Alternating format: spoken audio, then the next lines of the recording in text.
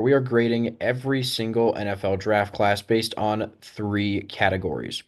First of all, we're going to grade based off of whether or not the team drafted the players that fit their needs for next season, as well as the overall talent that they got, just assessing the draft class as a whole. And then finally, the value. Is each player worth where they were drafted at? Were they a steal at that position, or did the team maybe reach a little bit and not get as good a value as they could have if they had traded the pick? And then after that, we're going to go ahead and give them an overall grade. So with that being said, let's go ahead and get into the video. With rookie quarterback Bo Nix at the helm last season, the Broncos had one of their best seasons in recent memory since the Peyton Manning days. Going into the draft, they needed a running back, wide receiver, defensive tackle, center, and a tight end. With their first round pick, they took Jahdae Barron, corner out of Texas. That's going to be a lethal pairing alongside reigning defensive player of the year, Pat Surtain second. They did pass on someone like Will Johnson, but with his injury history, this is definitely a much more safer pick instead of taking the chance on Will Johnson.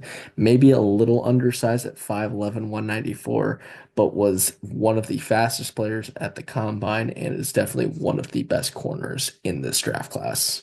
Their second round pick, towards the end of the round, they grabbed RJ Harvey out of UCF. This was technically a pretty big reach as he was projected to be a mid to late fourth rounder. However, if you watched our short from earlier this year, we did a blind comparison where RJ Harvey had very similar stats to Cam Skattebo. Connor actually picked him over Cam Skattebo as the running back he would rather have. And I think the Broncos might have seen something in that from him as well, because he is a very talented player, definitely underrated.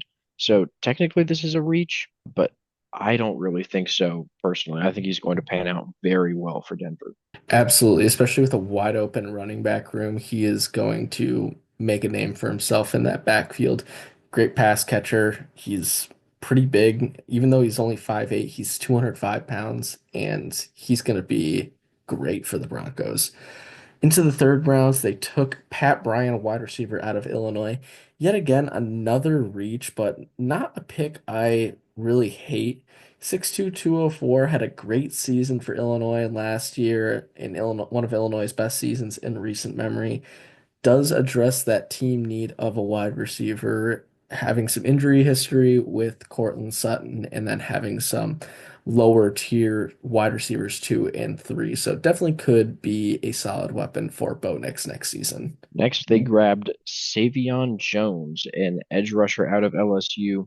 Overall rank number 100. Got him right about where he was projected to go. Good value pick. Again, this is a really deep edge rusher class. If you've been watching our other videos, we've talked about it quite a bit. So it's good that they were able to get in on one of the better edge rushers before they were all gone. I think he's going to be a very dangerous player on this defensive line for the Broncos. And if he doesn't pan out, hopefully their fourth round pick in Quay Robinson does, another edge rusher from another SEC school, this time Alabama. Once again, getting pretty good value for him. Drafted her right about where he was supposed to be, maybe a little bit after he was supposed to be, so maybe a little bit of a steal.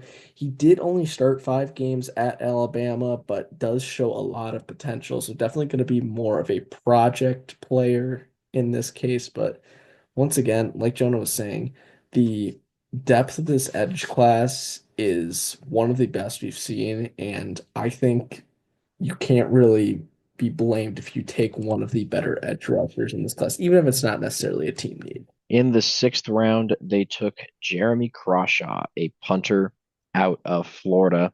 He's an Australian punter, and he placed 25 punts inside of the 20-yard line in 2024. I don't really follow punter stats that much, but that seems pretty good. So I feel like that justifies him actually getting drafted. Hopefully, Bo Nix doesn't say to him, "You're not going to be punting very much," because we saw what happened last year when Caleb Williams said that. Good for the Broncos, though, taking a punter. Into the seventh round, they took tight end Caleb Lohner out of Utah, a projected undrafted player, but this is a very interesting player that they drafted. He was a former basketball player who didn't play college football until last season. 6'7", 250, and now he is a Denver Bronco. This is one of the stories that they're going to make movies about, but overall, from a football perspective, maybe they could have got someone a little bit better, but maybe there's potential here just because he's has two sport experience. Maybe he's going to end up being better than Travis Hunter because there's a difference between t playing two different positions in the same sport and two different positions in two different sports. Yeah, and I think another reason that maybe they were interested is just the fact that he was a good enough player to be drafted after only 1 year. So that says something about how quickly he can develop. So might be a bit of a project, but I feel like that could also pan out to be a pretty good pick. So needs wise, this is going to be a C plus. Met three of the needs, but Loner is a very risky tight end to draft. Even though we were just talking a few good things about him, it's a risky pick. So really, two needs met with a potential third if he pans out, which is why it's going to be a C plus. Talent wise, B minus.